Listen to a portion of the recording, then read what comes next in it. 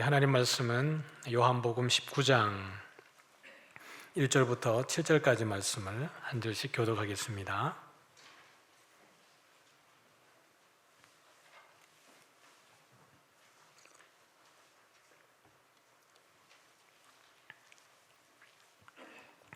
제가 1절을 읽겠습니다. 이에 빌라도가 예수를 데려다가 채찍질하더라.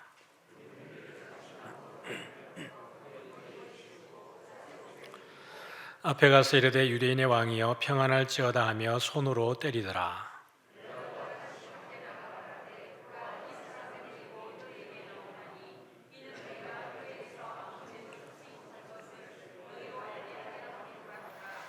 이에 예수께서 가시관을 쓰고 자색 옷을 입고 나오시니 빌라도가 그들에게 말하되 보라 이 사람이로다 하매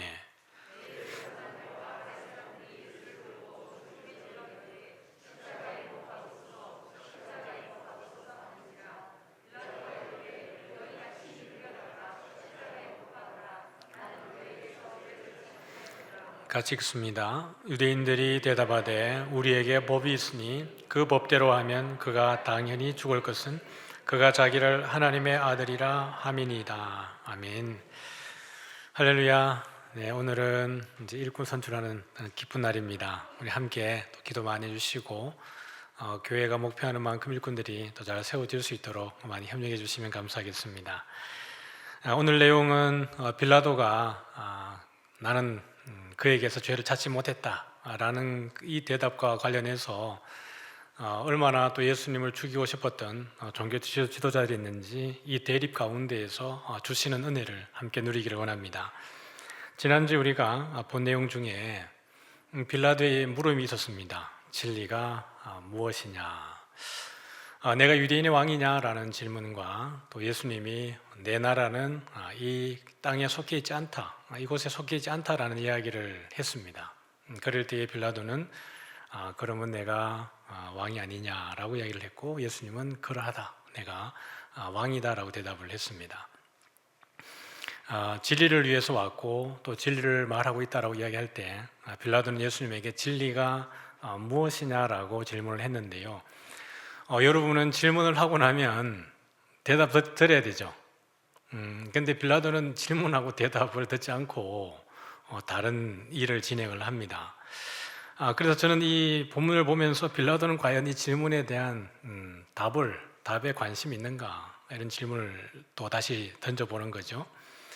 빌라도는 이 이후로 진리에 관해서 이야기하지 않습니다. 묻지 않습니다. 그리고 예수님도 빌라도에게 이 진리가 무엇인지 말씀하지 않죠. 그러나 요한의 이 이야기의 진술을 통해서 빌라도의 물음은 아주 기가 막히게 아주 다른 형태로 우리에게 소개가 되어집니다. 그러나 빌라도는 이 질문에 대해서 답을 듣지 않았지만 1차 독자로서 요한복음을 읽고 있는 이 편지 서신을 보고 있는 1차 독자의 입장에서는 진리가 무엇인지 알까요, 모를까요?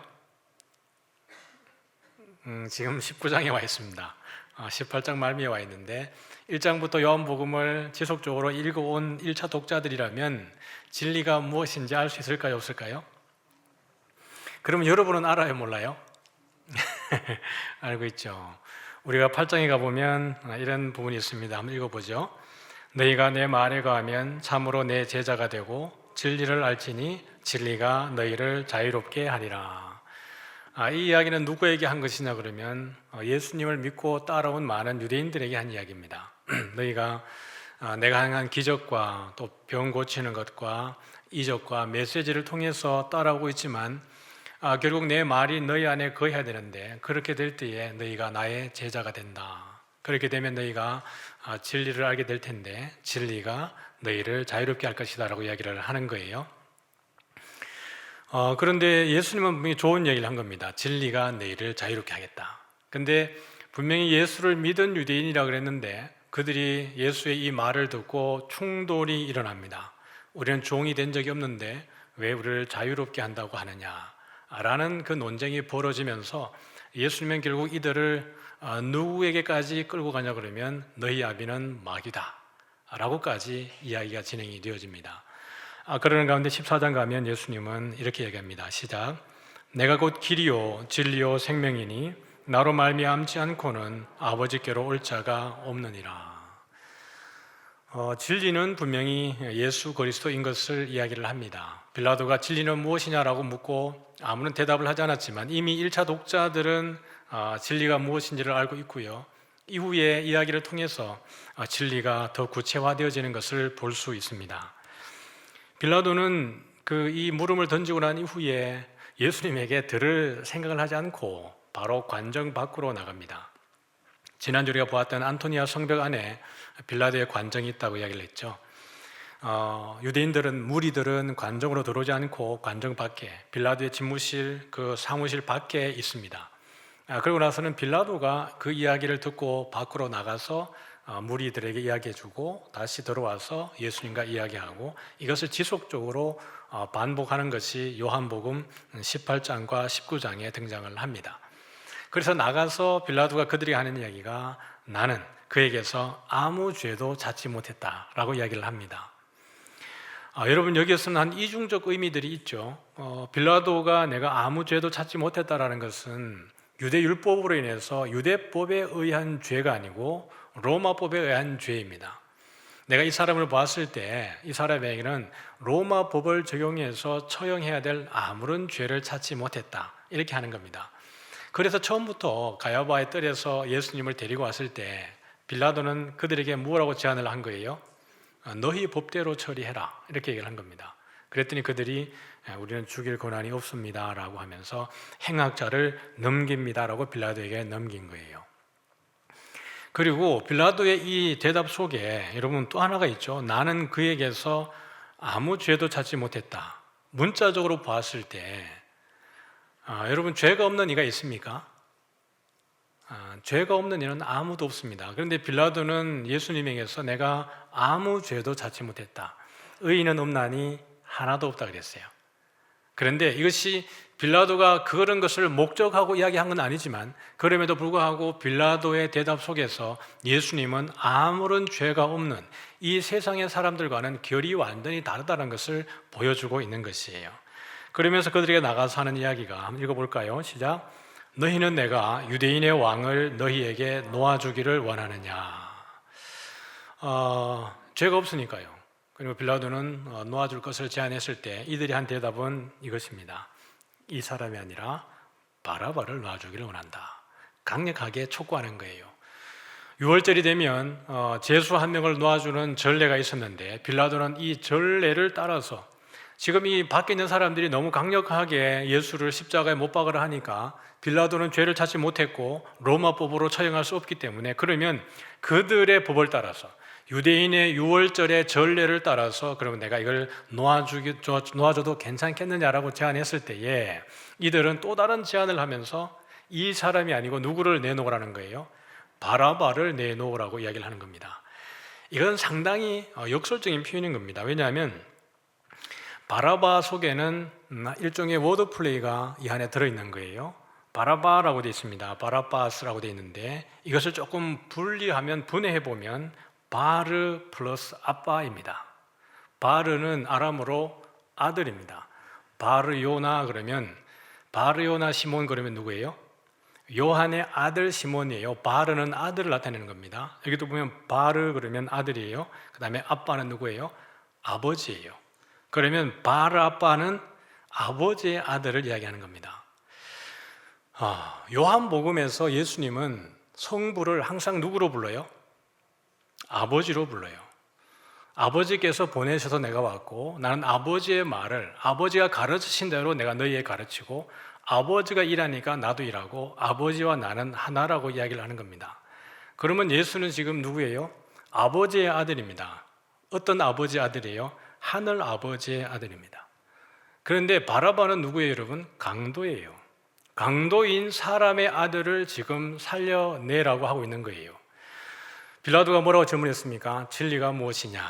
진리가 무엇이냐? 지금 이 스토리의 전개 속에 진리를 역행하고 있는 모습이 보여지고 있습니다.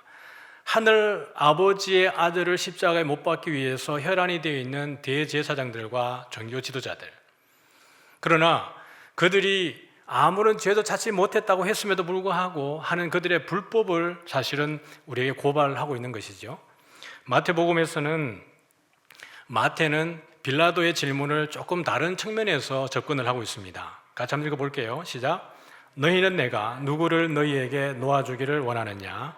바라바냐? 그리스도라 하는 예수냐? 요한복음에서는 내가 너희에게 유대인의 왕을 놓아주기를 원하느냐 그랬고요. 마태복음에서는 바라바냐? 그리스도라는 예수냐? 내가 누구를 놓아주기를 원하느냐라고 묻습니다. 여러분의 성경책에 보면 아마 바라바 앞에 1이라고 하는 풋노트의 넘버가 있을 겁니다. 그리고 성경 이 1을 따라가 보면 거기에 어떻게 표기가 되어 있냐 그러면 어떤 사본에라고 있으면서 바라바라 하는 예수냐라고 아마 기록이 되어져 있을 겁니다. 다시 말하면 어떤 사본에는 기록되기를 바라바라 하는 예수냐 아니면 그리스도라 하는 예수냐, 너희에게 누구를 놓아주기를 원하느냐라고 묻고 있는 겁니다. 그러면 이것은 다른 말로 말하면 바라바 예수와 그리스도 예수 가운데에 누구를 놓아주기를 원하느냐라는 겁니다. 둘 다 누구예요? 둘 다 예수예요. 어느 예수를 놓아주기를 원하느냐? 강도인 사람의 아들인 예수를 놓아주기를 원하느냐? 아니면 하나님의 아들인 구주 되시는 이 예수를 놓아주기를 원하느냐라고 빌라도는 묻고 있는 겁니다. 그런데 이들은 누구를 놓아달라는 거예요? 하늘 아버지 아들인 예수, 구주 예수 그리스도가 아니라 오늘 땅에 있는 강도인 사람의 아들 바라바를 풀어달라고 이야기를 하고 있는 겁니다. 그러니 이들이 얼마나 불법하게 지금 이 일들을 감행하고 있는지를 볼 수 있는 거예요. 누가복음에 보면 예수께서 태어나셨을 때 그 성전으로 갔을 때 예수님을 맞이한 두 사람이 있는데요. 한 분은 남자고 한 분은 여자입니다. 누구예요? 안나와 시몬입니다. 그 사람들은 성전에서 늘 기도하고 성령이 충만한 가운데에 오실 메시아를 기다렸던 이들입니다. 그런데 예수께서 오셨을 때 그것을 알아보고 찬송하고 경배했던 이들이 그들입니다. 그러면 적어도 대제사장들이라 그러면, 종교 지도자들이라 그러면 지금 이때에는 예수님을 십자가에 못 박으라고 했을 게 아니라 설사 빌라도가 예수를 잡아서 십자가에 못 박는다 할지라도 예수의 십자가에 못 박임을 막아야 하고 경배하고 찬송해야 되는 겁니다. 그럼에도 불구하고 이들이 예수를 오히려 하나님의 아들 예수를 십자가에 못 박는 그 현장을 우리는 보고 있는 것이죠. 이렇게 강력하게 요청을 하게 될 때 빌라도는 이것을 거부할 힘이 없습니다. 왜냐하면 이 유대의 상황에 대해서 빌라도가 잘 알고 있기 때문에 그래요. 우리 1절부터 3절까지 한번 읽어보죠. 시작. 이에 빌라도가 예수를 데려다가 채찍질하더라. 군인들이 가시나무로 관을 엮어 그의 머리에 씌우고 자색 옷을 입히고 앞에 가서 이르되 유대인의 왕이여 평안할지어다 하며 손으로 때리더라. 이들이 지금 하는 일이 무엇입니까? 로마의 군인들이 하고 있는 일들이 어떤 일들이에요? 유대인의 왕이여 평안할지어다. 이 세상에 참된 평화를 주는 것은 이 당시에 로마의 군인들이라 그러면 황제가, 로마의 군대가, 로마의 경제력이 세상에 평화를 준다라고 외쳤습니다. 팍스 로마나라고 얘기합니다. 전 세계의 평화는 로마로부터. 그러나 지금 이들은 참된 평화의 왕이신 예수님을 조롱하고 십자가에 못 박기 위해서 그들 가운데 두면서 손으로 때리면서 하는 이야기가 유대인의 왕이여 평안할지어다 라고 외치는 거예요. 그들은 스스로가 평화의 왕을 십자가에 못 박고 있는 것입니다.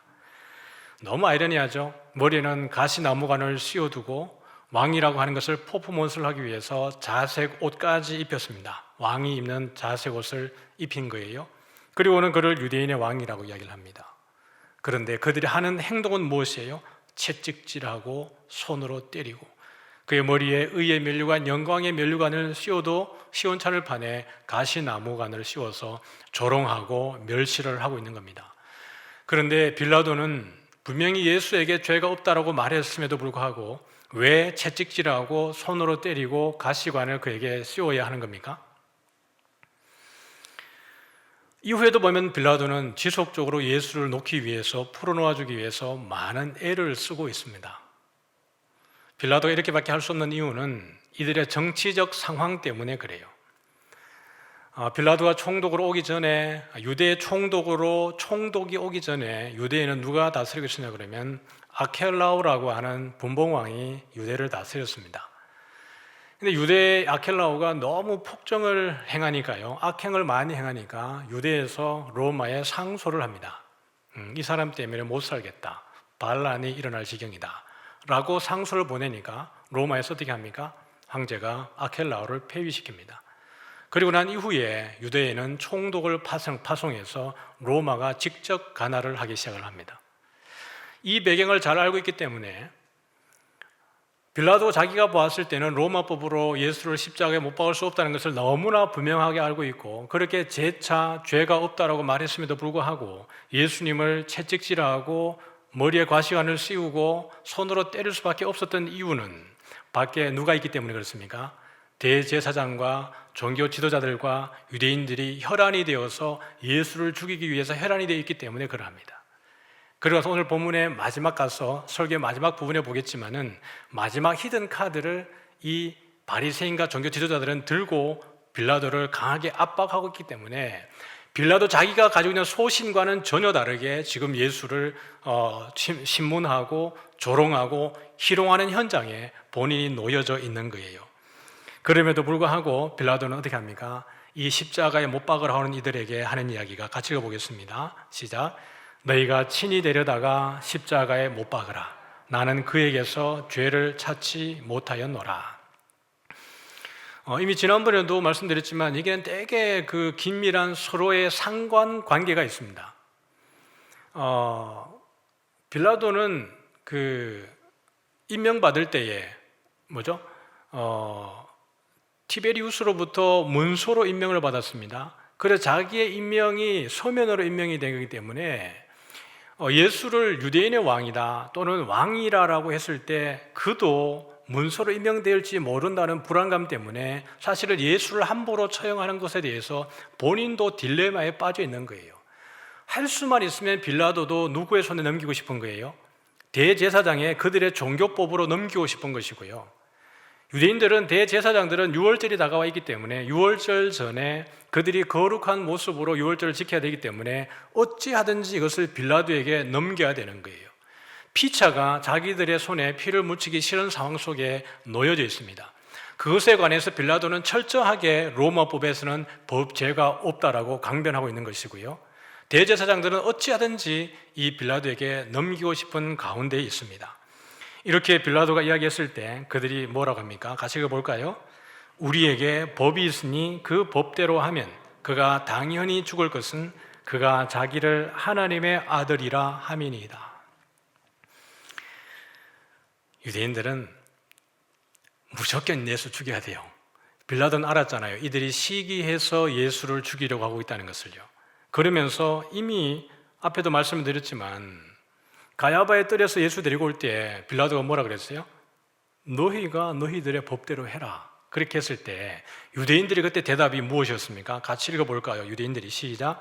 유대인들이 이르되 우리에게는 사람을 죽이는 권한이 없나이다. 네, 이렇게 하면서 넘긴 거였어요, 빌라도에게.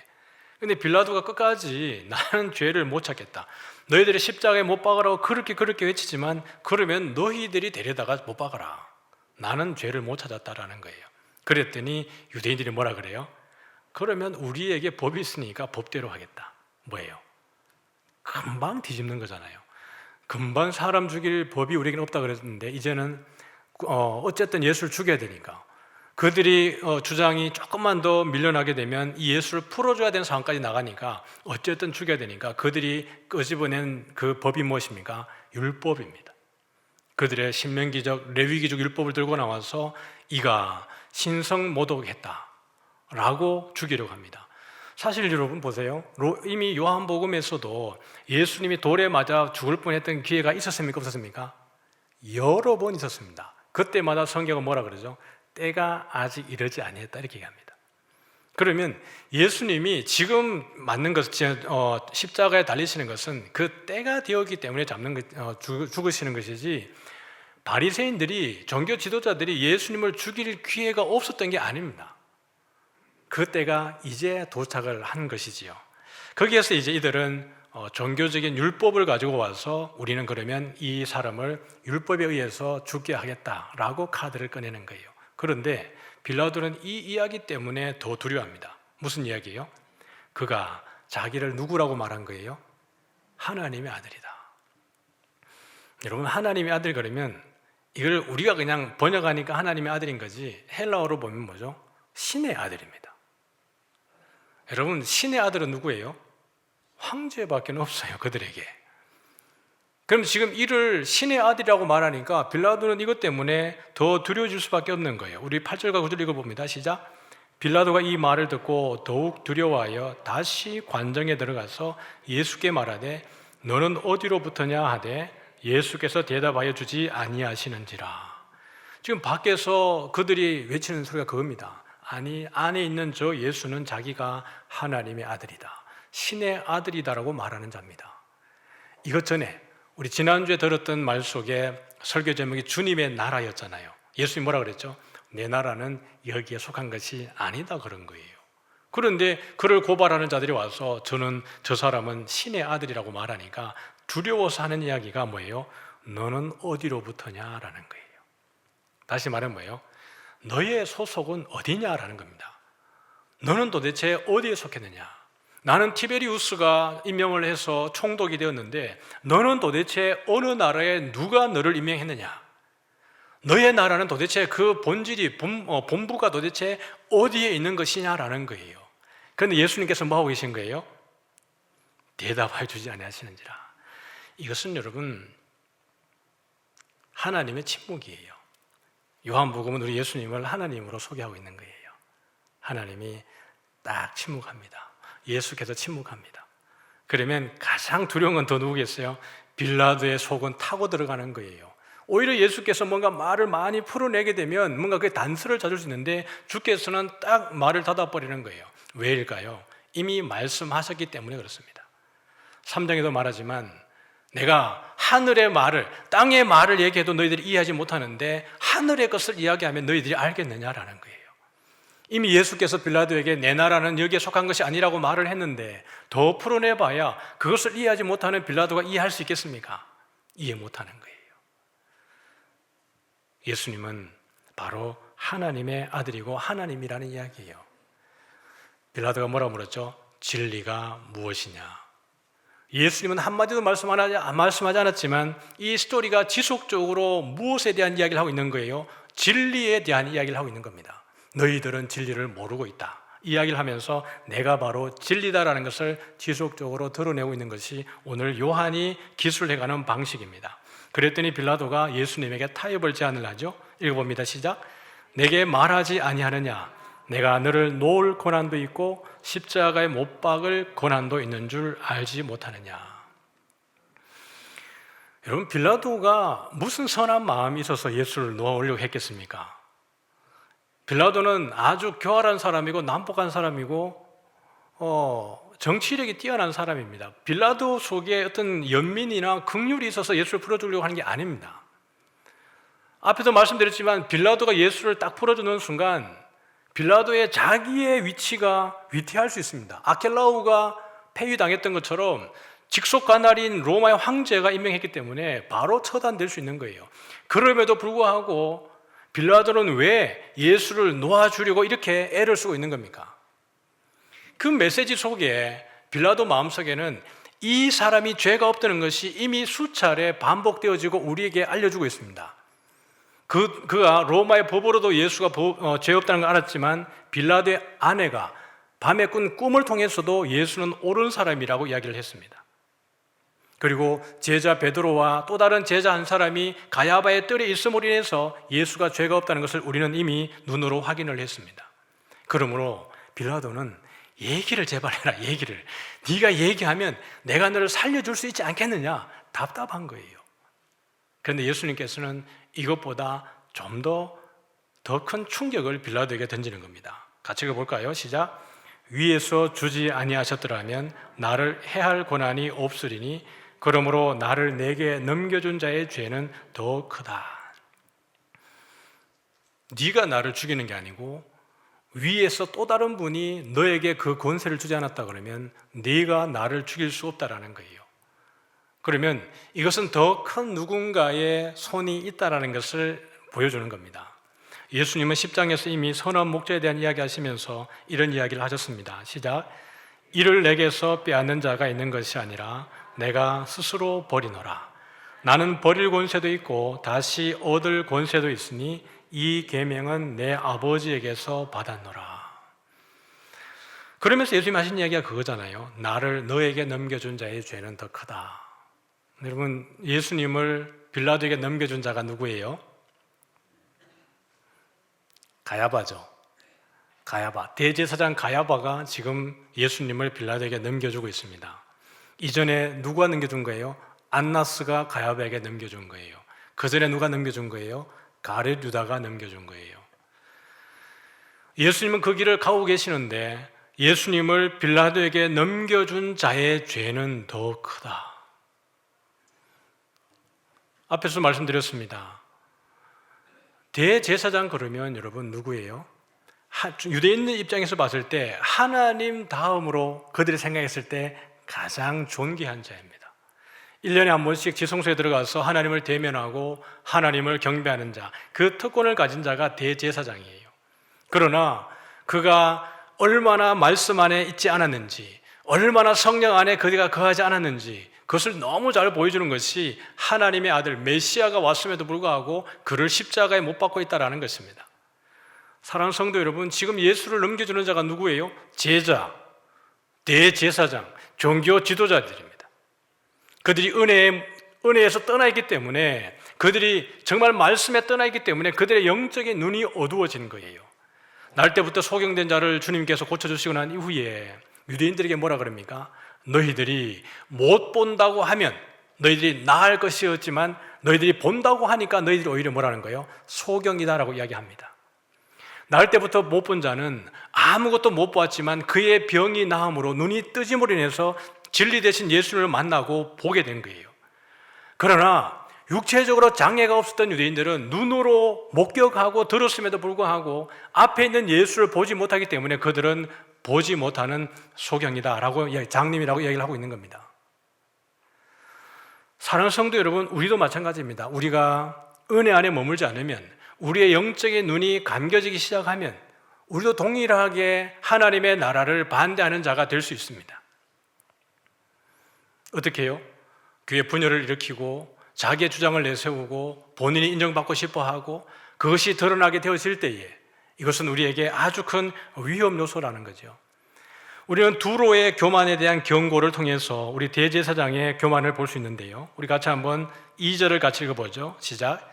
인자야, 너는 두로 왕에게 이르기를 주 여호와께서 이같이 말씀하시되 내 마음이 교만하여 말하기를 나는 신이라 내가 하나님의 자리 곧 바다 가운데 앉아 있다 하도다. 내 마음이 하나님의 마음 같은 채할지라도 너는 사람이요 신이 아니거늘. 두로는 섬나라 지역입니다. 섬나라에 있었는데요, 그러다 보니까 두로를 공격을 해도 두로를 점령할 수 있는, 정복할 수 있는 나라가 없었습니다. 당시의 제국이었던 아수르도, 바벨론도, 페르시아도 두로를 점령하지 못했습니다. 그리고 두로는 상당한 무역의 어떤 그 능력을 가지고 있었기 때문에 아주 부유한 나라였죠. 그러다 보니까 나중에 알렉산더가 천하를 제패하고 난 이후에 애굽으로 내려가다가 두로를 딱 들렀습니다. 그리고 두로에게 항복할 것을 요청했는데 두로가 항복을 할까요, 안 할까요? 두로가 항복하지 않습니다. 왜냐하면 지금까지 많은 제국들이 넘보았지만 그들은 그것을 끝내 이겨내고 지켜냈기 때문에 그렇습니다. 알렉산더 대왕입니다. 전쟁의 신이죠.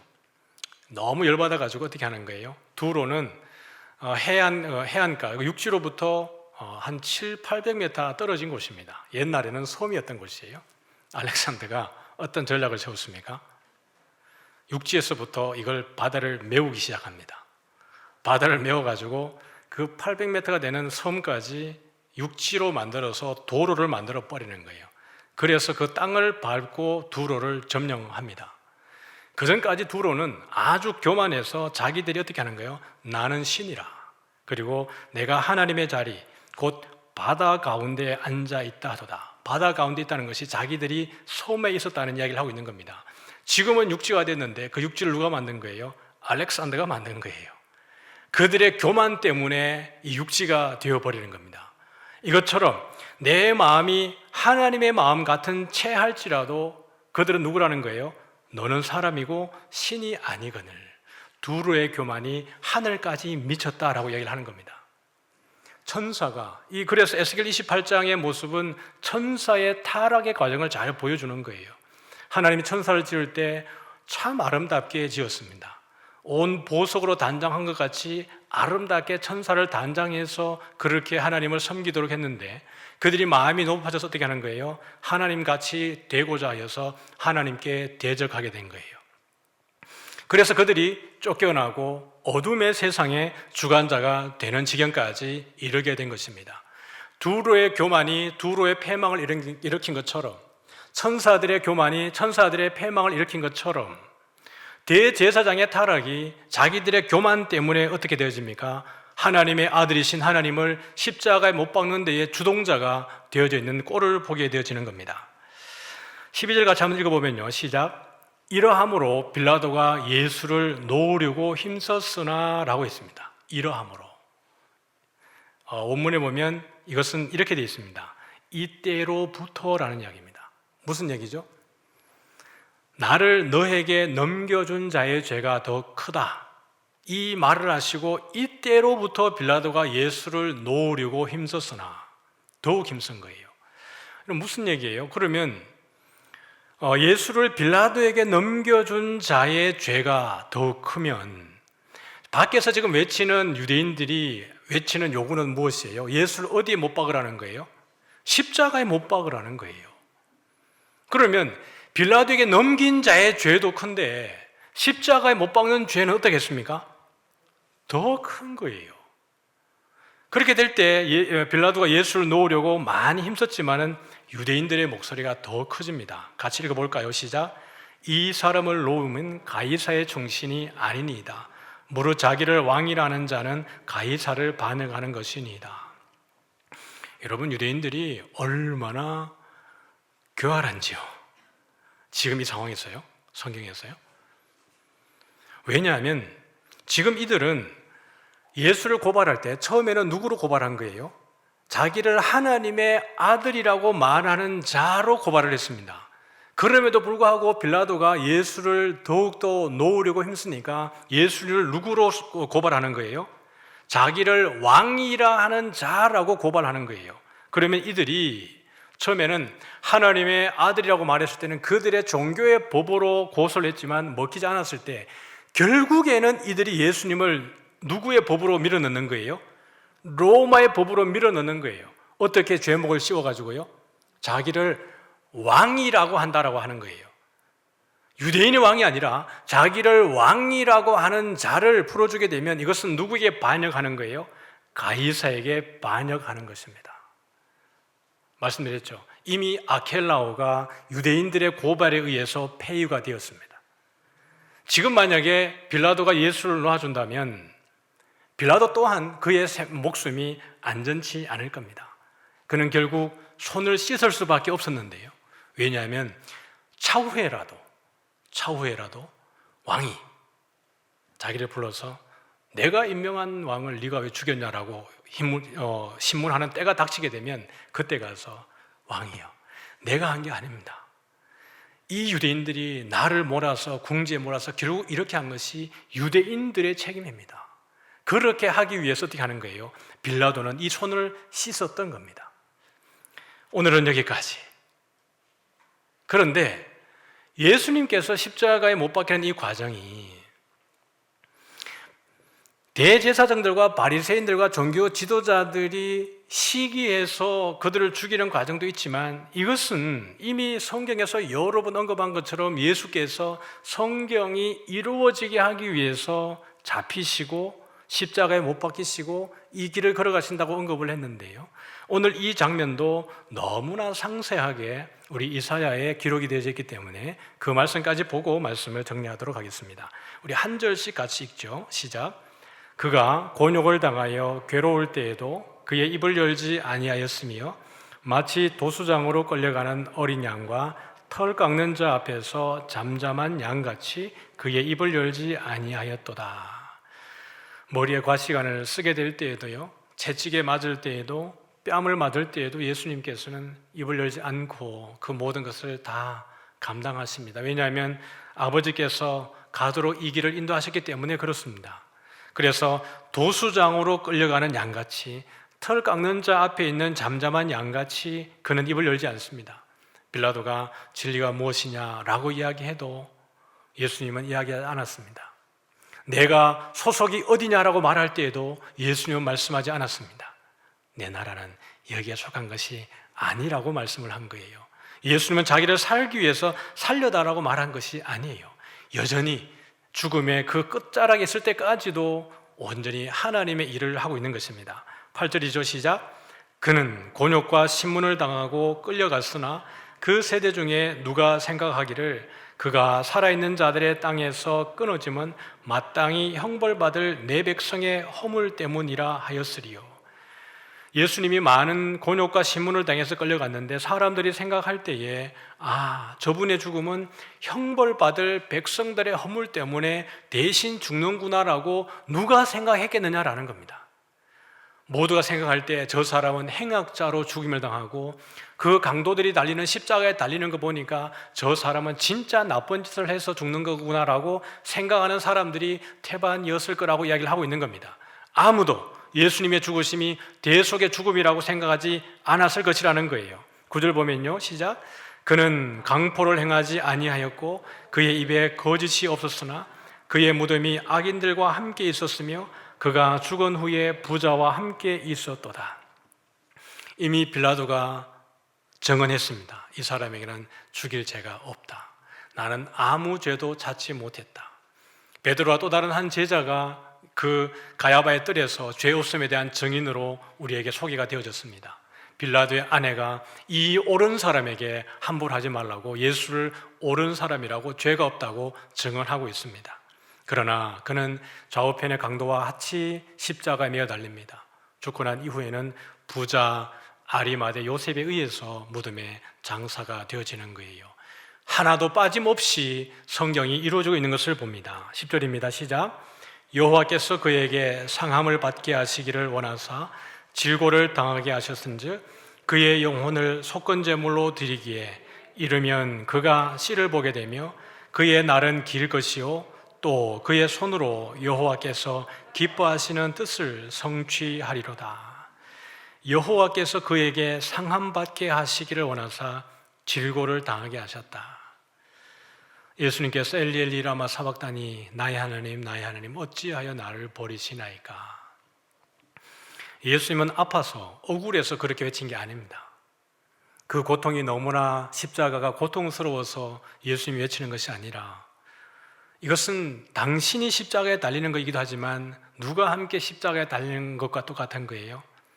아버지가 십자가에 함께 달리는 것과 똑같은 거예요. 예수님은 아버지 굳이 이렇게까지 해야 되는 겁니까? 이 사단의 권세 아래까지 내려가야 굳이 이거를 살리는 겁니까? 예수님의 마음은 아버지에 대한 사랑입니다. 누가 여러분의 부모님을 멸시하면 여러분들이 그것을 참으면서 그럴 수 있지라고 하는 자식이 어디 있습니까? 그렇지 않습니까? 이게 잠시랄지라도 누군가가 여러분의 부모님을 멸시하고 희롱하고 조롱하면 내 전부를 내어놓아서라도 대적하고 이겨야 되는 것이 우리들 아닙니까? 아버지, 어떻게 이 길을 지나가야 되는 겁니까? 굳이 가야 되는 겁니까? 가야 되는 겁니다. 우리를 허물과 죄 때문에 죽어가는 우리들을 살리기 위해서 삼위 하나님은 이 길을 선택하신 겁니다. 왜요? 날 살리겠다고. 이것을 통해서 예수님을 속건제물로, 희생제물로, 화목제물로, 속죄제물로 하나님께서 드리시는 겁니다. 그렇게 해야만 우리가 구원받고 죄로부터 정결해지기 때문에 이 길을 가게 하시는 거예요. 그의 손으로 여호와께서 기뻐하시는 뜻을 성취하리로다. 빌라도는 나에게 너를 놓을 권세도 있고 십자가에 못 박을 권세도 나에게 있다고 말하지만 이 권세는 누구에게 있는 거예요? 하늘 아버지에게 있는 겁니다. 우리 예수님께서 날 살리시기 위해서 이 길을 걸어가시는 거예요. 그러므로 나를 너에게 넘겨준 자의 죄는 더 크다라고 이야기할 때 빌라도는 두려울 수밖에 없는 겁니다. 사랑하는 성도 여러분, 우리는 그러한 자입니다. 주께서 우리 살리시기 위해서, 아버지의 뜻을 이루기 위해서 이 길을 걸어가시고 계시고, 우리를 주홍 같은 죄에서, 허물과 죄 가운데에서 구원하시는 분이 주님이신 줄 믿습니다. 이 한 주간 살아갈 때에 이 크신 하나님의 은혜 안에서 감사하고 감격하며 예배하며 승리하기를 소원합니다.